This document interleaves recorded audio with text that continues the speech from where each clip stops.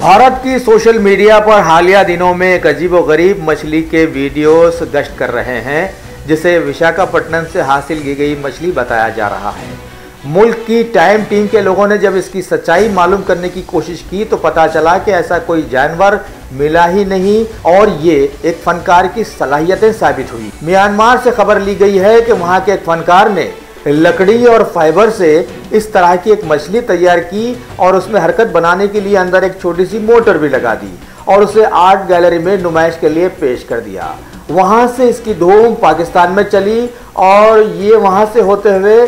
भारत के माहौल में आकर तेलुगु रियासत तेलंगाना में जबरदस्त धूम मचा दी और यहां तक बता दिया गया है कि विशाखापट्टनम के समंदर से इस मछली को हासिल किया गया है, जो कि बिल्कुल गलत साबित हुआ है।